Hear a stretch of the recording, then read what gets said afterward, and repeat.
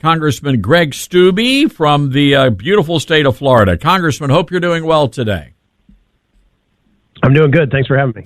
You know, Congressman, before we get to the new IRS whistleblower evidence out there, just have to say, you guys in the House have done an incredible job exposing a lot of this anti-Semitism on university campuses. I'm curious, were you surprised by the testimony that you heard earlier this week coming from the three university presidents, Harvard, MIT, and University of Pennsylvania?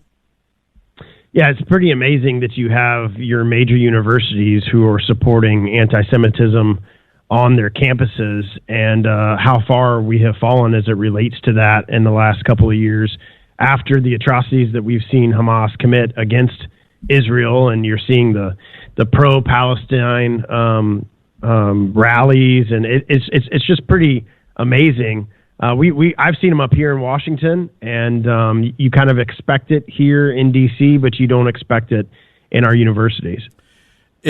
I hope it's an eye-opener for the rest of the country, and I've been impressed with some of the more liberal political reporters really opening up their eyes and seeing what's going on in this country, because it is a slippery slope to 1930s Germany, in my estimation, when you see some of this rabid anti-Semitism in the streets of American cities.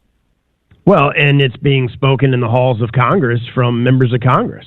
You have... Just this week, there was a bill we voted on to support Israel, and it was, I think I may have the number off by a couple, but there was like 84 Democrats that voted present. I mean, since when do we, as Americans, not support our only real ally in the Middle East, Israel, and to the point where 84 Democrats have to vote present because a lot of them probably have Jewish individuals in their districts, and they don't want to, get on either side of the pro-Palestinian debate or a pro-Israel debate. And it's just absolutely fascinating that the Democrats are heeding to the far left side of their party that are pro-Palestinian and pro-Hamas. Congressman, while all that is happening, of course, the work continues on this Hunter Biden and the family crime syndicate there. We understand there has been some new IRS whistleblower evidence released. Is that going to move the needle, and are we going to see the president or anyone for that matter held accountable? Well, I filed impeachment articles months ago because I thought at that point we had enough evidence to move forward. We are being told that next week we will hold a vote on an impeachment inquiry vote. And what that does is give the House a lot more legal standing, because at this point, once they're supposed to be bringing in Hunter, I think it's the 16th he's supposed to come in and speak. And if he doesn't show and we have to go to court, it gives the House a lot more legal standing to stand on if we've actually formally opened an impeachment inquiry.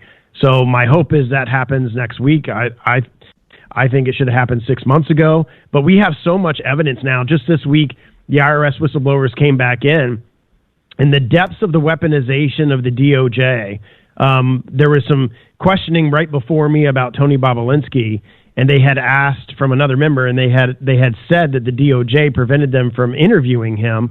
So that gentleman's time was out, and so I went right in, and when my time was up, and I asked him, so you as IRS agents investigating crimes told the DOJ that you wanted to speak to Tony Bobolinsky, because we've all seen the interview that Tucker Carlson did, and the DOJ told you can't do that, and they both under oath said yes. And I said, who is it that within the DOJ that prohibited you from being able to do that? And they both answered Leslie Wolf. So that's the next person on the list of people that we're going to bring in and subpoena and ask questions, because she was kind of the lead architect in playing defense for the Biden administration, for Joe Biden, for Hunter Biden against these IRS whistleblowers.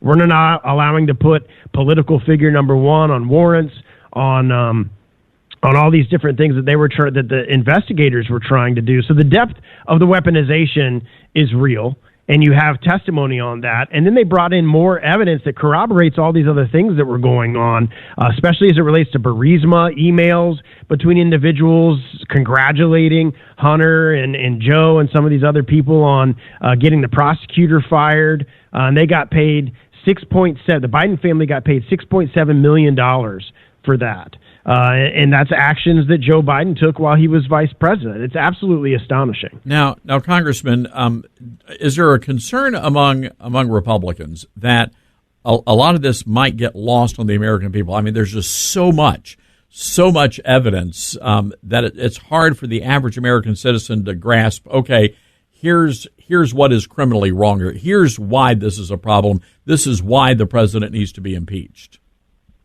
Yeah, it can, which is why I am very succinct, and I wish the hearing this week was televised, because there was a couple of members that yielded time to me, and I questioned for 15 minutes. And the narrative from the left, the Democrats, the mainstream media, is there's no evidence that Joe Biden committed any crimes or was involved in any of this, and that is just an absolute, complete, outright lie.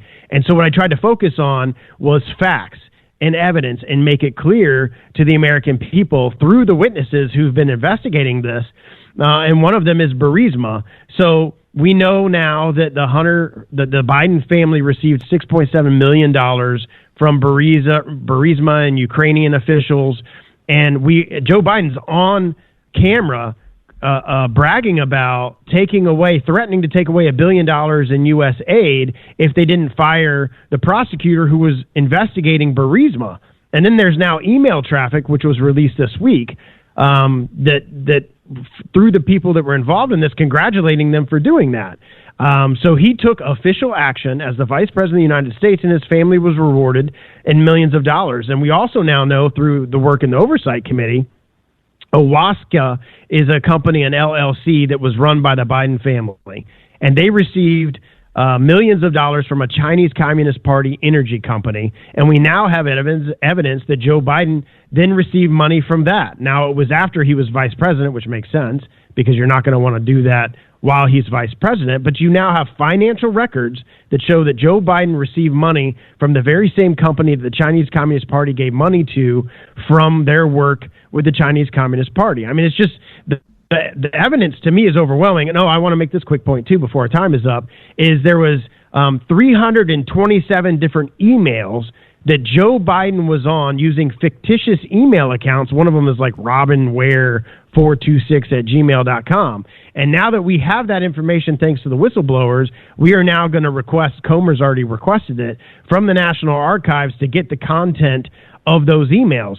But this is the president that said he knew nothing about his son's business dealings, yet he had 327 different emails from fictitious email accounts while he was vice president to Hunter Biden, to Eric Schwerin, who was running all of these entities, to Hunter Biden's accountant, all of these different individuals. He was very, very much involved in exactly what was going on in all of these Biden crime family dealings.